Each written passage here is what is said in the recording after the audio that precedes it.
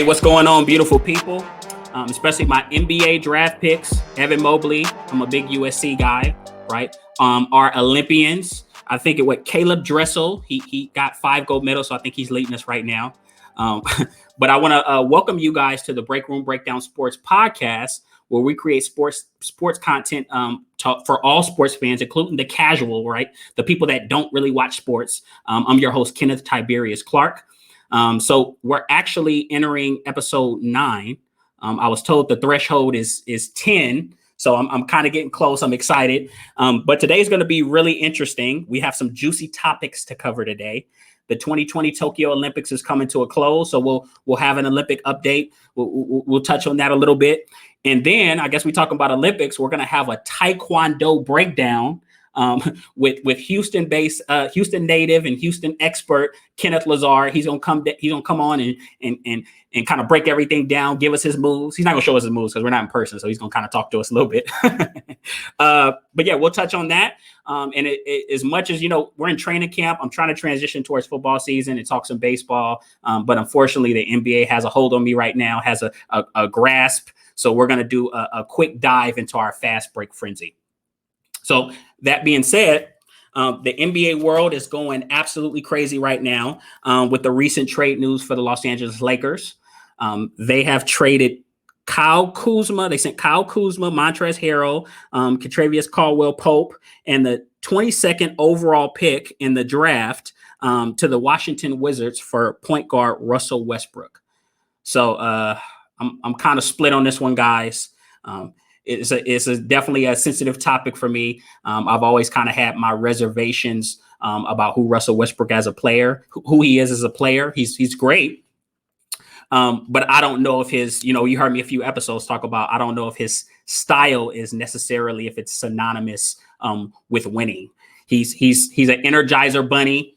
He's always going 1,000 miles per hour. He's turnover prone. Right. And I hate to say it, I don't want to be harsh, but he can't really shoot like that. So it's almost like his game is geared towards getting a triple double than actually complimenting the people around him. So now you take that skill set and you add it to a Los Angeles Lakers team that was ranked 21st in 3-point percentage last year. So it's a very big possibility that this year they may not have anybody that can consistently spread the floor for them. So that's one problem. The second problem is, and I know Ken's probably looking like, man, I don't know if I agree with this. The second problem is now you're pairing him with arguably the most ball dominant point guard, point forward in NBA history in LeBron James. And anybody that's watched him or followed him throughout his career knows he came into the league. He was a great distributor. That's always been his game. He's always used his athleticism to kind of create scoring opportunities for those around him. He did it in Cleveland. He did it in Miami. Usually GMs always surround him with shooters. So in my mind, I'm racking my brain. I'm trying to figure out how are these two going to coexist. So I pulled up a whiteboard. I did like a whole scientific method. The first thought I had that popped in my head was, okay, maybe LeBron does a Dwayne Wade and he takes a step back and he says, here, Russ, here are the keys to the offense. You can initiate everything. So, that's cute, but then that kind of puts LeBron in a bad spot. And I love LeBron, top 5 player all time, but do you really want LeBron James on the wing or the corner kind of waiting for Russ to kick it out to him? He's a good shooter, but I don't know if he's that efficient of a shooter. So I don't know if that's going to work. So then we have the second solution I came up with, and this one will probably never happen in our reality. It probably happens somewhere in the multiverse. If you watch Loki, you know what the multiverse is. So in this reality, Russ is the 6th man, right? And he's kind of like, he spells LeBron. It gives LeBron more leeway to kind of preserve his body for the postseason. So you have Russ coming off the bench and he's given that spark, that leadership, those points. And I don't know, it just looks really good. Doesn't look good on paper, but oftentimes things that look good on paper don't always translate into real life. And plus, most 32-year-old superstar point guards aren't going to take that role. So I think that's kind of wishful thinking, the second one. So, I don't know what they're going to do, regardless of what they do, what product they put out on the court. One thing assured, they're definitely going to have to add some shooting if they're going to be competitive in the Western Conference. We have Klay Thompson is coming back to the Warriors. Jamal Murray is coming back to the Denver Nuggets. And we already seen the Clippers. They made the Western Conference Finals without Kawhi Leonard. So they showed their depth last year. So it's definitely going to be tough.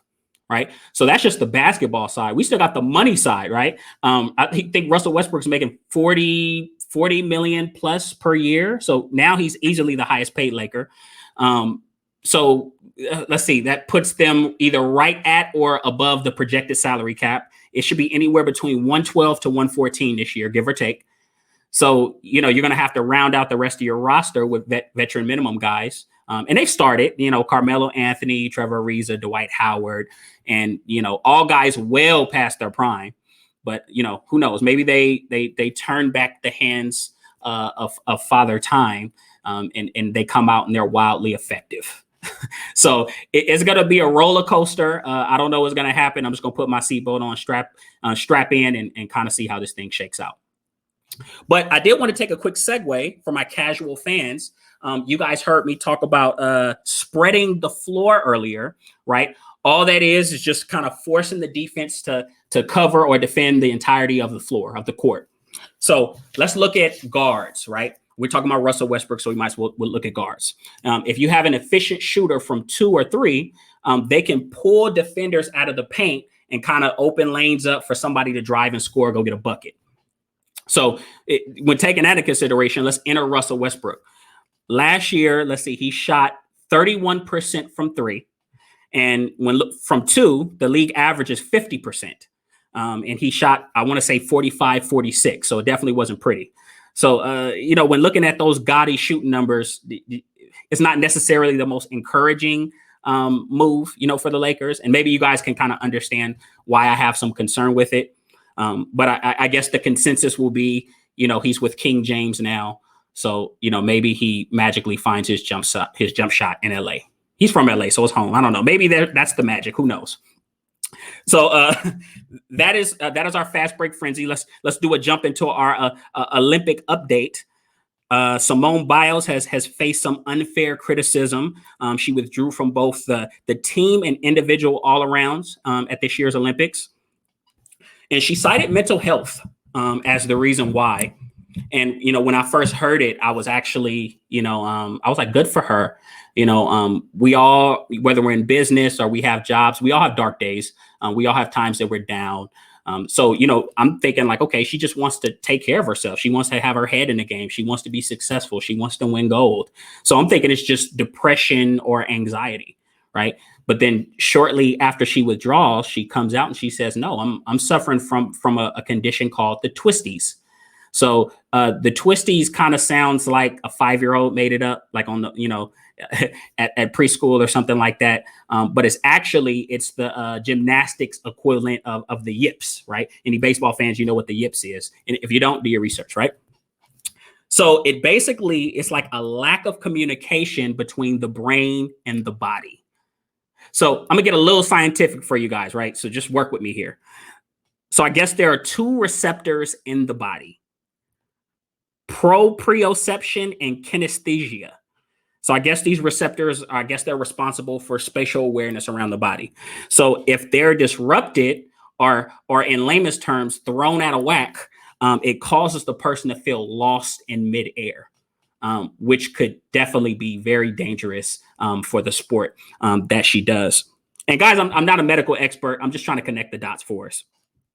But the more I've looked into this, I'll be honest, you guys, we all wanted to see her compete. It was probably everybody was looking for, especially after the Sha'Carri Richardson thing. Like we wanted to see Simone do her thing. But we have to respect her for making a tough decision. She chose her safety. She chose her safety over appeasing the masses, which can be very, very tough as an athlete, as a competitor. And for those people that don't understand, even after hearing this, look, gymnastics is a dangerous sport. Like, they're not just out there doing cartwheels, right? They're doing twists and 3 and 4 flips, 15, 20 feet in the air. And actually, there were two gymnasts that recently came out. I want to say one is Adriana Duffy and one is Jacoby Miles, right? And she got hurt. She experienced it when she was really young. But to kind of paraphrase, they talked about how scary it is to lose control when you're in midair and you're doing these vaults.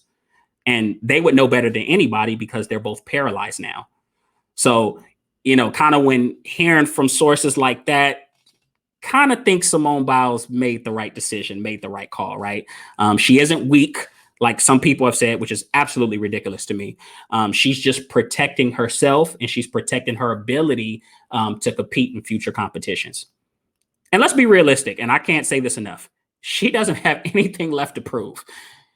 She's the most accomplished gymnast in the U.S. history, right? Let's see, what is it? 31 World Olympic medals, six-time U.S. vault champion, 7-time U.S. all-around champion. I mean, I'm not gonna read. I know you guys are like, is he gonna read? No, I'm not gonna read the whole thing. Her accomplishments list is just too damn long. But you guys get the point. She doesn't owe us anything.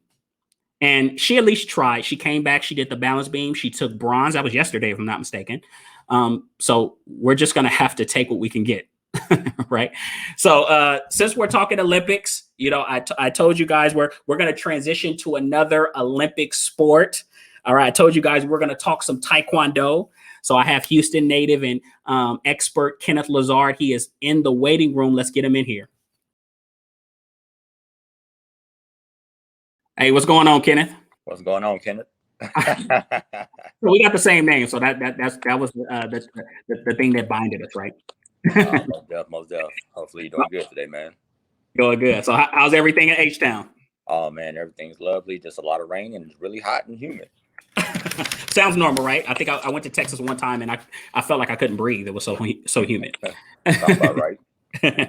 So Kenneth, let's get this straight. All right, so you're 6'8". 6'7". 6'7", which is still tall. All right, so you're a 6'7" man from Houston, Texas. All right. Naturally, the first thought would be like, okay, he plays basketball or he plays football. All right. Definitely. How did you get into Taekwondo? Explain that to us. All right, that's actually a pretty funny story. Growing up, my favorite movie was Rush Hour, and then Rush Hour 2 came out. And it was probably when I was about 11 years old when Rush Hour 2 really came out. And I remember sitting there watching it with my mom, my dad, and my younger brother. Mm-hmm. And so we watched the movie, and I'm watching Jackie Chan do all these crazy stunts. I come from a low-income neighborhood, so I used to see a lot of Jackie Chan movies, like on Saturday mornings after watching my cartoons. Mm-hmm. And so I talked to my dad, and I'm like, man, Dad, I think it'd be really cool to be like Jackie Chan. And he was like, you don't want to be Chris Tucker? I'm like, no, I want to be Jackie Chan. And so he was like, okay, all right, that's cool. So about during the summertime, normally I, get ready for basketball, go to a basketball camp. So he tells me, my younger brother, he's like, hey, y'all put y'all shoes on, throw on your, your t-shirt, your shorts, let's go. So him, my mom, and my younger brother, we all hop in the car. Well, we're leaving my apartment. Well, to go to the school where basketball camp is normally at, you take a left. We took a right. And so I'm like, whoa, this ain't the way to basketball camp. What's going on? Nice little surprise. Oh, man. So we pull up at a school in Houston, Texas, known as Iron Dragon Martial Arts. And so we walk inside, and I'm just like, what's going on here? Martial arts, Iron Dragon, what's happening? And the instructor's standing right there. And he's like, oh, you must be the guy I talked to. My dad, also a very noticeable guy, 6'5", 250, can't miss him. And he was like, you must be the guy. He was like, yeah, I'm the guy. He was like, well, here's my two boys. And so my instructor, Master Jason White, he looks at us. He said, well, hey guys, lose the shoes, lose the socks. Let's get to it. Let's get to it. Hit the mats. And I'm just like, whoa, like what's going on? He was like, you said you want to be Jackie Chan. Here's your opportunity. And so from that day forward, a week later, he was like, hey, I'm going to tell you something. He was like, you get invested, you're invested. Once you do this, you're involved, you're going to have to stick with it. And I was like, you know what, Dad, this is something I really want to do, And 19 years later, here I am. I'm a brown belt in Taekwondo. I'm 4 belts away from getting my black belt. Hopefully next year, 2022, December, I'll be a black belt in Taekwondo, and they'll be calling me Master Kenny. So one thing before we move on, I have to clear this up. So you've been doing Taekwondo how long? You said 19 years? It's 18 as of right now, but basically, and actually, you know what? Take that back. It's actually 19 years. I actually made 19 years in July. So 19 years, right? So you're in the martial arts community, so you can tell me this better. Are there real black belts and fake black belts? Most definitely. So because I hear stories about, guys that are, black belts that get whooped by like a brown belt, but it's because they got ascended so fast, or they got pushed, or basically, I guess it was like a sped up process, so to speak. It is. Yeah. You have to really watch out for the school nowadays. It's kind of like, like I said, like I referred to basketball camp.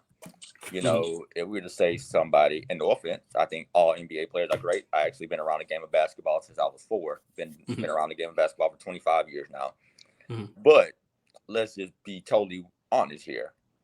If Jared Dudley for the Lakers came out and said, "Hey, I'm gonna throw a basketball camp," and then LeBron James comes out and said, "Hey, I'm gonna throw a basketball camp," whose basketball camp are we really gonna Everybody gonna go to LeBron's. Come on now. Okay, without a second thought. Yeah, that's basically where we at. We have a lot of schools that are more so not about the love of the art anymore. They're more so about, because martial arts is a game where it's been glorified through UFC. So everybody's like, "Oh, I want to do martial arts. I want to do martial arts. I want to do martial arts." But if you go up to a couple of these mixed martial arts guys, you can tell, even watching UFC, you can really, really tell, who's really, training, and who actually had a background in the martial arts world before they step into the octagon, compared to who doesn't, because you can see how well versed they are, whether it's their ground game, their stand-up game, and how well they actually mix their martial arts. You have, this guy's known for striking, and that's not to take away. Maybe he was a great boxer. Or, maybe he just thought he was a great boxer, and he was just like, "Well, I can kind of box. I can get around this." But, then you had those guys, that same guy in that aspect, you can tell he has no ground game. He has no Brazilian jiu-jitsu type of training. He's never touched the ground, which he tries to avoid. And you'll notice when he gets on the ground, it's a done deal. The fight usually ends. So that all goes back to where you're training, who's training you. And another thing is how much effort you put into your training when it comes down to it, and that's where we have a flaw in the martial arts game, and you have a lot of schools that will, unfortunately, it's the cold hard truth. Unfortunately, they will have people, "Hey, come in, buy this, buy that, buy this, buy that," and they basically hand out belts and cater to some of these young kids, and they really don't learn the art. And it's kind of sad, because even, like I said, UFC, we can take it on a broader scale and come down to just going to your everyday Taekwondo tournament. And you see all these guys, they got the nice uniforms, they pulling up. You're like, "Oh, man, they look legit. Like, what's going on?" Get whooped. You get in the ring, and you're just like, why is the referee stopping the fight? Like, what? You said, so it's the equivalent of, like, I play football. You have the guy come in with the visor and the spat and look all pretty, and then he just trash. Look like an NBA 2K creative player, just all the accessories, the sleeve, everything, the headband, and you're just like, "Okay, you ready to hoop? Let's go!" And he gets on the court and airball, and you're just like, trash. Not doing that, but yeah, it's it's flippy floppy. But for me, I can honestly say, for me to be somewhere and be there 19 years, honestly, the accomplishments, and I want to give a big shout out. Hopefully they get to see it. Iron Dragon. Nothing but love for them. Master Jason White taught me everything I knew with the Taekwondo game. And, I'm ultimately always going to be grateful to him. I'm glad I actually got to learn the art. Like, I know what Taekwondo is. And, he told me, you keep going, you don't quit. It's always mind over matter. And, you let your heart decide. Don't let your brain decide. He was like, because your heart is going to make you keep going. Your brain is going to tell you, "Hey, I can't do it no more. I got to quit." Yeah. But, it's all about heart. And that's why I'm still doing it till this day. So, and like I say, I love it. Well, that's a blessing. You always want to do something you're passionate about. But earlier, you mentioned Taekwondo tournament. That's another question I had. Break down competitive Taekwondo to us. Like, what is the score system? How does that work? Okay, the score system with Taekwondo. Some tournaments you'll go to, you have WTF, which is World Taekwondo Federation, and you have ITF, which I want to say is International Taekwondo Federation, which come down to two different scales. World Taekwondo Federation is more old school, more old fashioned. One point, 2 points system. Shot to the kick to the chest gear is usually 1 point.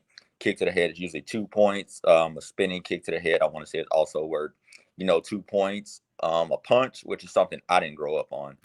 Punching was one of the last things I did in Taekwondo, but I think they incorporated punching in Taekwondo to where you can punch to the chest, you can never punch to the head, but a punch to the chest gear, and it causes your opponent to back up, flinch up, move in any type of direction that's not still them coming towards you. Will get you a point. ITF is more so is really point based. I want to say they're on a 2 to 3 point scale. Spinning kicks are 3. That's whether it's chest or head. Oh wow! And punches are also 1, and I want to say kicks to the chest gear are also 2. And I want to say ITF was what they judge off in the Olympics. So those are the two scales for the most part. Most local tournaments are usually WTF. You have some ITF tournaments out there, but honestly, the scaling it really more so depends on the tournament and how that tournament wants to incorporate their scaling because of who sponsors the tournament, who's hosting the tournament, how many people are at the tournament, and what rules that they have beyond the point scale at the tournament. Oh wow! So, man, I didn't know that there were like two different. So, are they two separate type of not leagues, but just a rule based system? Just a rule based system. The martial art itself is still the same. It's still all around. It's still Taekwondo. I go to your school, you come to my school. We're gonna practice the same kicks, same forms. We're still gonna practice everything. Same drills. Honestly, it's still the martial art itself is still the same. It's just different rules. Just like basically, like I said, I can refer back to the NBA. Over here we have NBA rules, but when they go play overseas, you have FIBA rules. So still basketball, two different rule sets. So how many tournaments have you competed in? Actually, if I remember correctly, I've only ever really remember competing in one. I think I was like 13. I want to say I think I got a bronze medal. It was so long ago. I don't remember. It was bronze. At the time I had a real bad nervous system at the time. And when I say nervous system, I hopped in a ring and like I said, heart over mind. My mind got the best of me, and I'm just like, what am I supposed to do? Like, it's literally like I stepped in the ring and just forgot every single thing. And I had by the time my instructor, he talked to me, he was like, Ken, you gotta calm down, man. Like, you're better than this. It's not that serious. You're tripping out over nothing. I'm like, okay, like breathe, get some water in you. I'm like, okay. And I go back out there, and second round, I am coming back. I am thrashing. And if I'd had maybe I'll say about a good 10, 15 more seconds to probably land a few more kicks, I probably could have came back and won that fight. But it was just a nerve thing. But as of right now, I'm actually in the process of training. I'll be competing on August 28th in Austin, Texas, at the Austin Invitational. So, it's been 16 years since I touched the ring, but I'm happy to go back. Me and my dad, we've been working pretty hard on my training and stuff like that. So I'll definitely be doing that, and I'll give y'all a little bit more insight on how y'all can keep up with that at the end of the talk. Oh, most definitely. So look, we're honored because so fans, you guys, we're catching him, at the beginning of his competitive journey. So that way, when he makes it big and he's in the Olympics, he can come back and show us some love, right? Definitely. Hey, look at it. Olympics 2024. I don't know where it's at. I could really honestly care less about the location. Hopefully by that time we're not talking about COVID-19 no more. Olympics 2024. We campaigning for Kenny.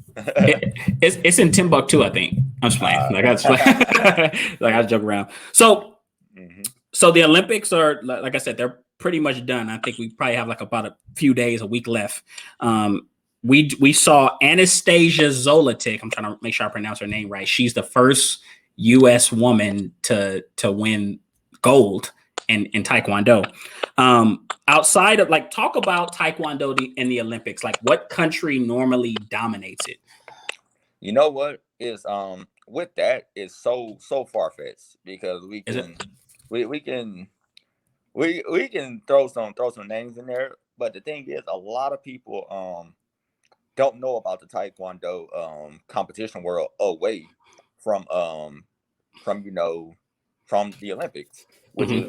which is scary, honestly, because I feel like Mm-hmm. Taekwondo should be put out more on Bigger a wider sport. range, bigger scale. Because I mean, it's a martial art, it's great, it's the martial art I love. So of course, maybe I'm biased, but hey, you said We it all best. gotta be.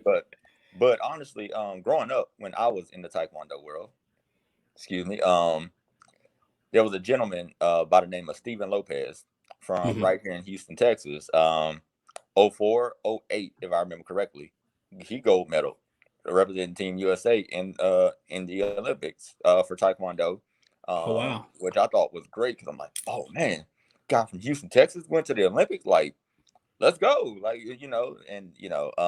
there was actually a lot of people from Houston, Texas that actually went to the Taekwondo qualifying tournament. That I was just like, whoa, like people from Houston are qualifying. So let's just say Houston might be the hot spot for Taekwondo. I'm not gonna say that, but But it may be putting this name up there in the ranks. Oh, most definitely, most definitely. So, but Taekwondo so far, I've noticed, since I've really, really just, gotten into it and started doing what I needed to do.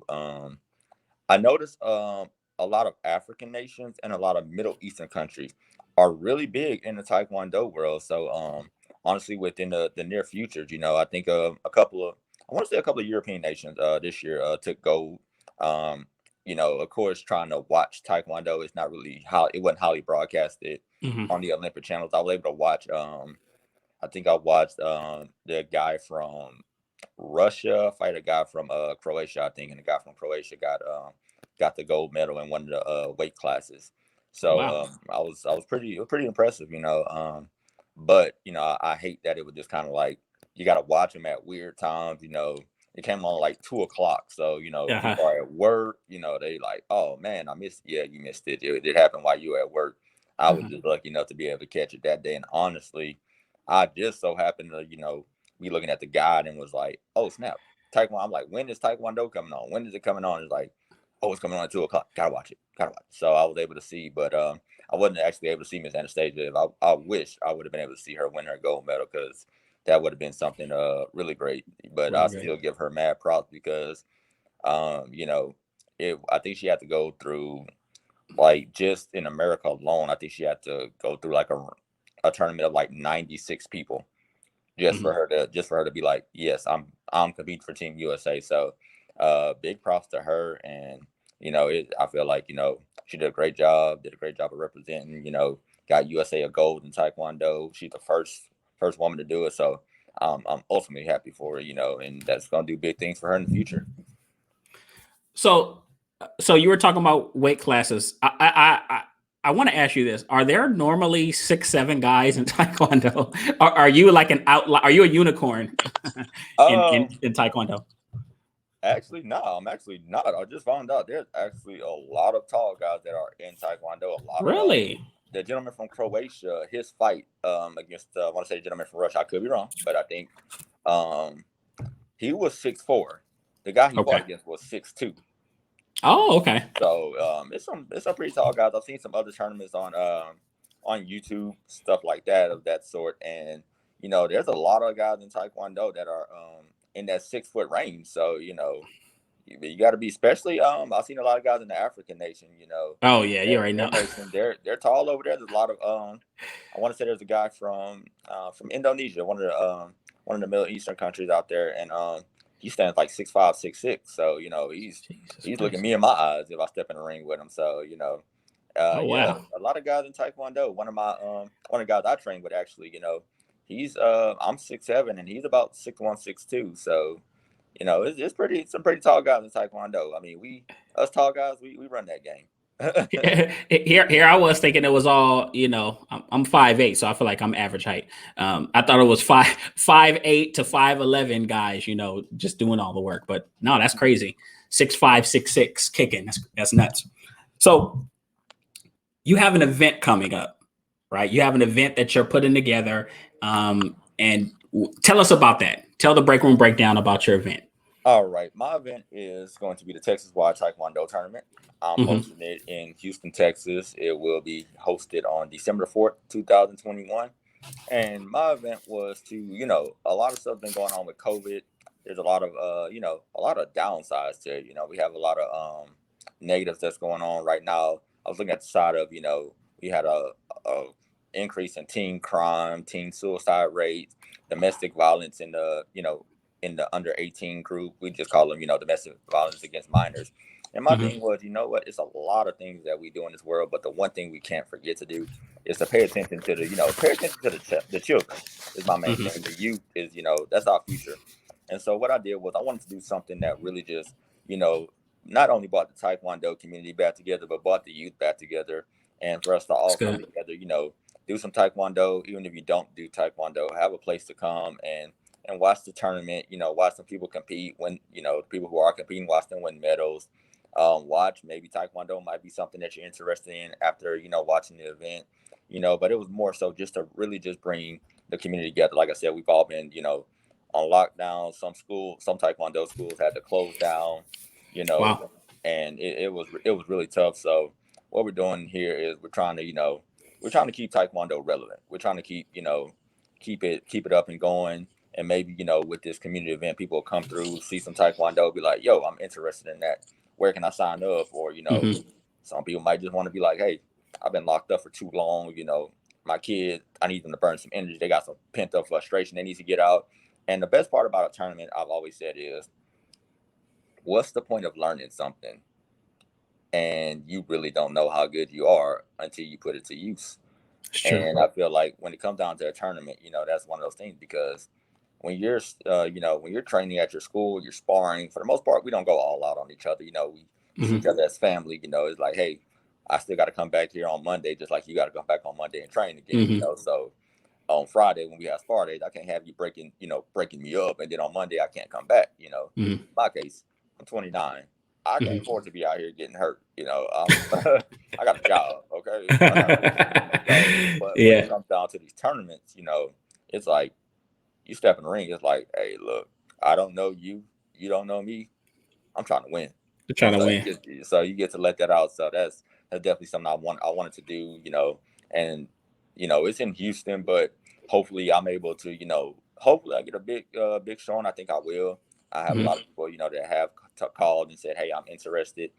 And, with that, it's just one of those things where it's like, if I can do it here, I feel like I can do it, I can do it anywhere. I can take it to different states, and just, hey, it's a tournament. Okay, all the Taekwondo schools just come together in unity. And like I said, it doesn't really just more so have to be about Taekwondo. It is, overall, that's how I'm bringing everybody together. But more so is really about the community and the community coming together during these times and, put away all the ignorance, the hatred, the disrespect toward each other, and just, get back to, loving one another, treating each other with respect, and, being, civil human beings. So just hoping, wishing, praying. And, I'm gonna keep putting my blood, sweat, and tears into making this event a successful one. Oh, that's good. And it's kind of like similar, like last episode I did a lacrosse breakdown. It's kind of like giving kids, especially in the Black community, like another option, right? We're used to like the norm of basketball, football, and then the occasional baseball. We get some baseball players come out of Texas as well. But yeah, so what you're doing is you're offering something new and something unique that guys have never tried. Especially some of these guys, as athletic as they are, they try Taekwondo. It's going to be nuts, right? They're going to be. I got a guy right now that that I was training with. Currently, I'm helping my grandma rehab. She had a back surgery. But when I was in Houston, a gentleman that he played football and started doing Taekwondo.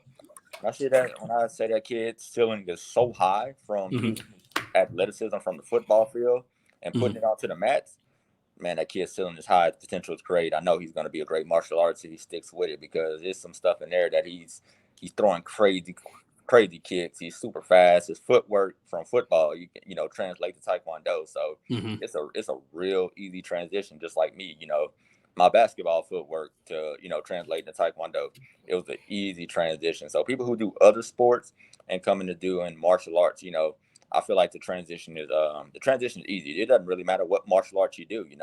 I tell people all the time, if you were a wrestler, maybe Brazilian Jiu-Jitsu, could possibly be your style, because it's pretty much the same exact thing, just maybe a few different rules, a few different ways to get into stuff, but your muscle memory makes it easier for you to learn, just like learning a new language.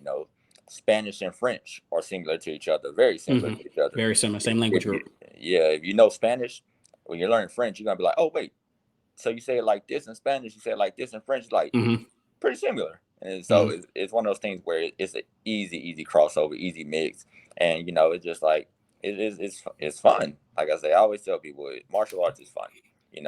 No better way to have fun and also learn how to defend yourself, and also building confidence. I could really sit here and be an advocate for Taekwondo, but I can honestly be a realist at the same time and say, Taekwondo might not be, for everybody, but at least try one. Boxing is considered a martial art. A lot of people don't know that. Yes. But boxing is a martial art.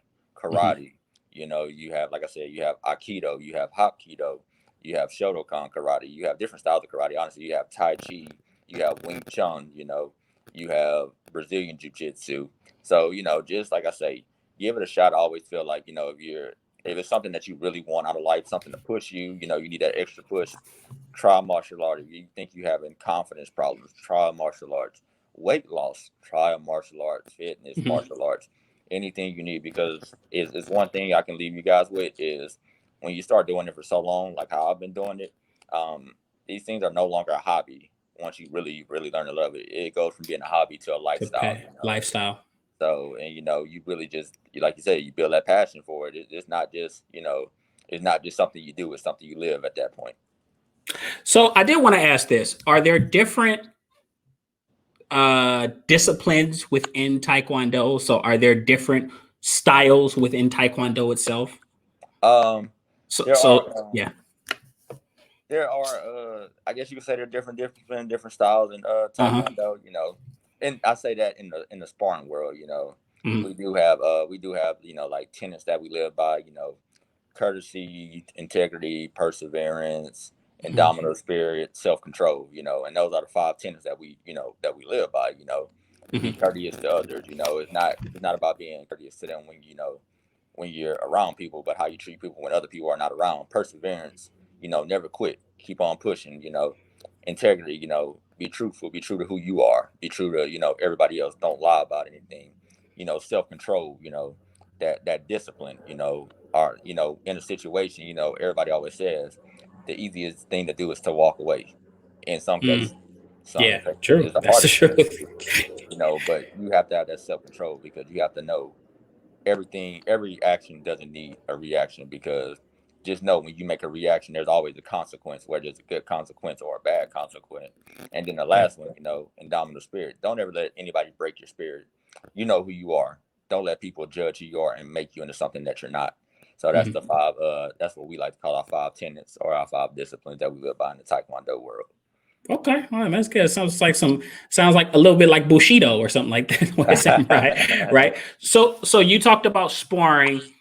Have you? I like to ask martial artists and fighters this: have you ever had the opportunity to spar against somebody from a different martial arts style? And if so, what was that like?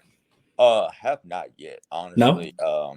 I usually, honestly, growing up, like I said, being Black / African American community, it was obviously frowned upon to do a martial art. People are like, oh, that's that weird kid. So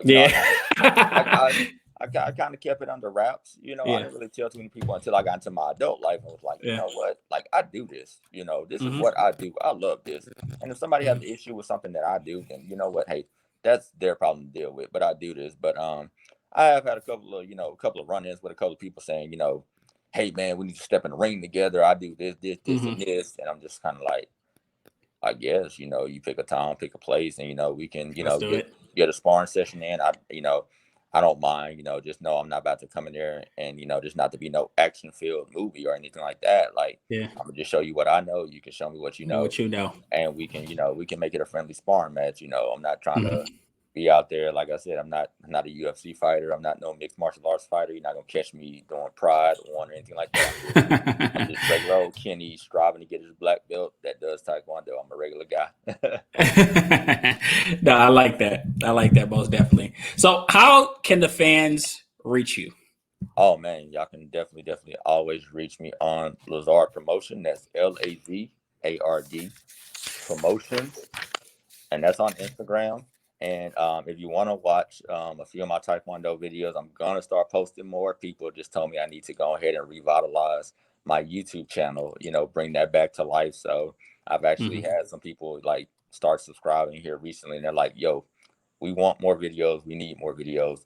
Give us more videos," because on the YouTube level, there's not a lot of Taekwondo videos. You know, a There's lot of not. people don't get to see that. So you know, I feel like at the level I'm at, you know, I feel like there's some things I can post. There's some things I can give people some insight on. So if you ever want to, you know, check me out. That's TKD space Kenny Kenny.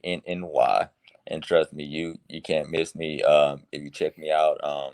One of the videos on there is going to say Iron Dragon promo, and you know, just hit that subscribe button. You know, like a video, comment on the video, and but pretty much that Lazard Promotion on IG. If you have any questions or anything like that, you know, definitely feel free to send me a message. I always respond to my messages, my DMs, and you know, if you want to learn anything, you know, I will say this: if you want to learn something, I am not certified to teach you Taekwondo just yet. So with that one, you know, don't think I'm, like I said, I'm about to be Kung Fu Kenny teaching you Taekwondo and you feel like you're gonna learn something, but I can show you a few pointers on different other things around the Taekwondo world. You know, when it comes down to meditation or stretching or something like that, I can definitely show you some things with that. Kung Fu Kenny. I'm glad. Look, I'm glad you threw it out, so you opened it up because I wanted to say it, but I don't want to. I don't want to insult you or anything, right? So okay. So I always like to give my fans some homework. Since you've been in the Taekwondo world, 18, 19 years now, who is the most dominant? Is there somebody that's revered as the most dominant Taekwondo specialist? And if not, then who is the most dominant person that you've seen in Taekwondo? Most dominant person I've seen in Taekwondo, honestly, would have to be two guys. Okay. And I just saw him here recently, and you guys also probably saw him. If you watch the Ip Man series, I want to say it was the last Ip Man movie that came out. I want to say it was 4. I think the name of the movie is called Legacy, though. The gentleman who is the drill sergeant that's doing martial arts at the end, his name is Scott Atkins. Oh, yes. One of the best Taekwondo guys I've honestly ever seen. And I'm glad, you know, I noticed a lot of choreography in that movie. And I'm not even going to say choreography because that was him really doing that. Like, right. So a lot of his martial arts talents were displayed. And a gentleman by the name, I want to say his name is, I could be pronouncing it wrong because I never heard anybody actually say it, and he never corrects anybody because I've heard it twice. I heard it 2 ways. You have Raymond Daniels / Ramon Daniels. So it's either one of those. He's an African American gentleman. He's black, and he want to say he's either in Pride or One. But you probably saw him on ESPN. He is known as the guy who landed a 540 punch in the octagon. Now, most people 540? 540. That's one whole spin and a half a spin, and punch the guy and knock him out. So you really don't see that. That's really one of those flashy things, and you just have to have that level of expertise to honestly be able to spin that many times and throw a punch. Normally we throw a kick, but he threw a punch and ended up getting a KO. But those two gentlemen, man, they run the game. But if you'd asked me this question about 10 years ago, I'd have told you it was Steven Lopez, man. He, like I said, Houston native. He's great. But as of right now, I think my favorite across the board, other than those guys, Michael Jai White. Okay. Michael Jai White, you know, he's a bad man. But those, I can say those 4 guys are like the top of the chain for me when it comes down to Taekwondo. Wow. Well, guys, definitely do your homework. It's funny. He was about to say something like Scott Atkins. It just popped up in my head because you know we watch him in the Undisputed series with Michael Jai White, ironically. So yeah, all great martial artists. That's good. So Do you got, make sure you do your research, send it to my email. I give them homework, tell them to write a paper. I still haven't got any papers yet. But no, that's neither here nor there. But it's definitely a pleasure having you on. I want to definitely want to mix things up for the fans and give them something different. Taekwondo is a great sport, and I think it deserves a platform. So the break room breakdown can hopefully be that for you guys. But hey, guys, check out his YouTube channel. And definitely connect with him and check out his videos, like, subscribe, and you guys will actually see him in December or whenever. It's in December right now, right? December 4th. Yep, December 4th. December 4th, you guys will see Kenneth again, Kung Fu Kenny. The break room breakdown will be at his event. Maybe I'll do a little bit of display. I don't know anything about martial arts, but hey, look, I'm gonna get in there and try it. Hopefully, he can do a little something. But it's definitely gonna be exciting. So I'm definitely looking forward to that. It's marked on my calendar. But outside of that, I know you're 2 hours ahead of me. I definitely wanted to be respectful of your time. I want you to have a blessed night, man, and I'm so thankful for you coming on and talking to us. Oh, man, I appreciate you having me on here, man. It's great. I always love talking about Taekwondo. Like I said, there's TKD Kenny. Put a space, not an underscore, but a space. Check it out on YouTube. And I actually will be starting a new series called Road to Austin.